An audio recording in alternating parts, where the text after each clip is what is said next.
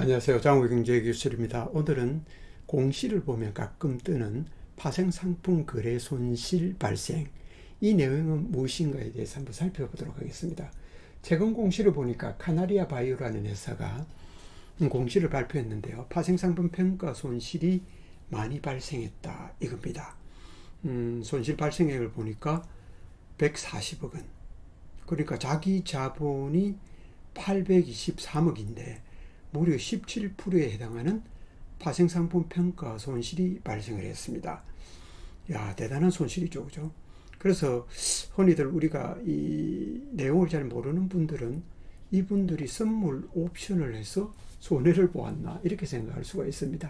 근데 이게 보니까 전환사채 손실 발생 이렇게 되었죠. 우리가 흔히 말하는 파생상품이라는 것은 우리가 흔히 이렇게 생각됩니다. 선물의 매수 포지션 이렇게 하면 코스피 200 지수가 1포인트 올라갈 때마다 이렇게 올라갈 때마다 25만 원씩 이 수익을 내는 구조죠. 혹은 아니면은 이런 구조, 선물 매도 포지션에 대해서 주가가 하락하면 할수록 이익을 보는 구조, 이걸 우리가 흔히들 말하는 선물의 옵션, 선물과 옵션, 매수 매도 포지션 이렇게 생각하는데, 여기서 말씀드리는 파생상품 거래 손실은 바로 전환사채에 대한 것입니다. 자, 전환사채에 대해서는 제가 여러 번 설명드렸습니다.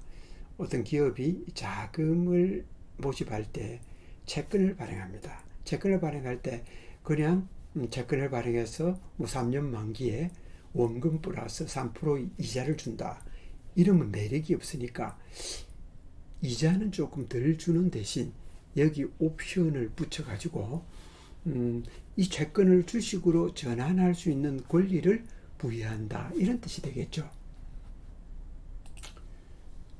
자, 그럼 이 전환사채를 발행할 때 전환가액이라는 게 있습니다.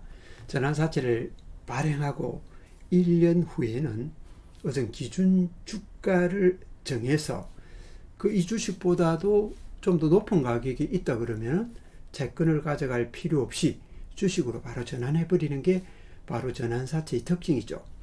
전환가액이 10,000원이었는데 현재 시중에 거래되는 가격이 15,000원이다. 이러면 전환사채를 가지고 있는 투자자의 입장에서는 채권, 즉 원금 플러스 3%를 가져가는 것보다는 바로 주식으로 채권을 전환해버리면 한 주당 5,000원의 차익이 생겨버리겠죠. 그래서 5,000원 곱하기 주식수를 곱해가지고 그 차익만큼을 가지고 엑싯 해버립니다. 그렇게 되면 어떻게 됩니까? 이 투자자 쪽에서는 많은 이익을 가져가지만 이 채권을 발행한 쪽에는 실질적으로 손해볼 건 없습니다.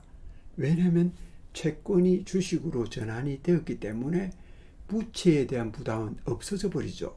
그 다음에 주식으로 전환되었기 때문에 이제 주주로서의 투자자의 입장에 돌아선 거죠.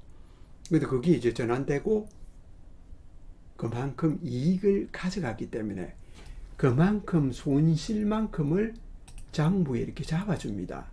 이게 바로 파생상품 평가 손실이라고 합니다.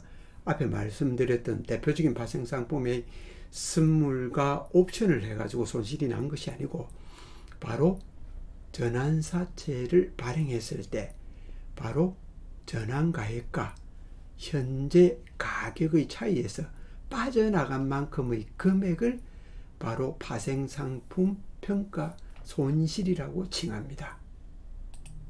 그래서 이 공시 내용을 살펴보면 이런 내용입니다. 당사는 한국주택국제회계기준 KIFRS라고 부릅니다. 이 기준에 따라서 전환사채에 부여된 파생금융상품을 공정가치로 평가하여 회계상의 손익을 당기손익으로 계상하고 있습니다. 당기손해와 이익으로 계상하고 있습니다. 이겁니다.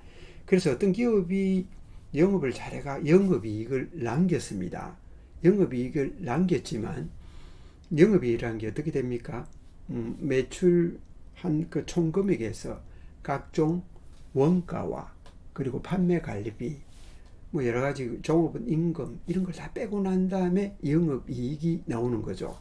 영업이익이 잘 났더라도 이 파생상품 손실이 나버리면은 마이너스, 즉 영업이익에서 마이너스 해버리기 때문에 영업을 잘해도 단기 손익에는 마이너스가 되는 경우가 있습니다. 그래서 이 회사가 적자로 돌아섰네 이렇게 생각할 수가 있는데요. 그 내용을 잘 이렇게 살펴보면은 그 단기 그러니까 손실이 났다, 적자가 났다, 그 내용이 무엇일까 들여다보니까 파생금융상품 손실이더라. 이렇게 되면 이것은 회계상으로 인식이 되는 거지 실질적으로 금전, 현금이 나간 것은 아니다. 이렇게 여러분이 이해하시면 되겠습니다. 그래서 밑에 이렇게 친절하게 설명이 되어 있죠. 주가 상승으로 전환사채의 전환가격과 주가 간 차이로 인해 파생상품 평가손실을 인식하였습니다. 이렇게 됩니다. 이런 내용으로 보면은 실질적으로 이 기업이 어떤 문제가 있어가지고 적자가 난 것이 아니구나 이렇게 인식할 수가 있는 거죠. 그래서 이거는 카나리아 바이오에 대한 말씀을 드린 것이 아니고 파생상품 손실이 난 이런 내용이 있을 때 이런 것을 주안점으로 해서 여러분이 한번 검토를 해보시면 좋을 것 같습니다. 그래서 이렇게 다음 정의도 친절하게 설명이 되어 있습니다. 상기 발생한 파생상품 평가 손실은 당사의 현금 주체를 초래하지 않습니다. 이렇게 적혀 있습니다. 또 여기 눈에 띄는 내용은 바로 이런 내용입니다. 자본금 및 자본잉여금의 증감액을 반영 이렇게 되어 있는데요. 이 내용을 한번 살펴보죠. 내가 자산이라 그러면은 부채와 남의 빚과 내 자본으로 이렇게 구성이 되어 있습니다. 그런데 이 내 자본 안에는 바로 자본금이라는 게 있고, 자본금이라는 것은 뭐냐면 처음에 주식을 발행했을 때 액면가를 뜻합니다.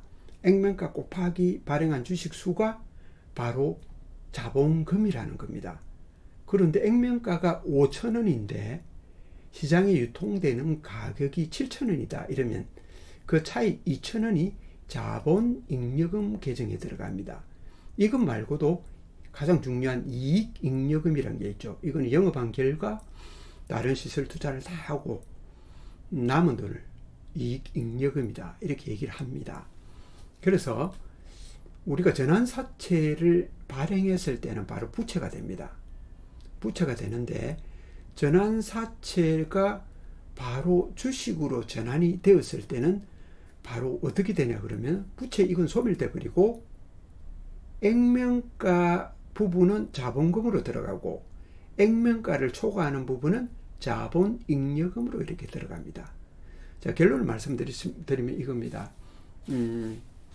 파생상품 평가 손실이란 것은 흔히 말하는 그 선물, 옵션 이런 데 투자해서 손실이 난 것이 아니고 바로 그 전환사채를 발행했을 때 투자자가 전환사채에 붙어있는 신주인수권을 바로 행사할 때 기준가를 초과하는 그 금액의 차이가 바로 파생상품 평가 손실이다.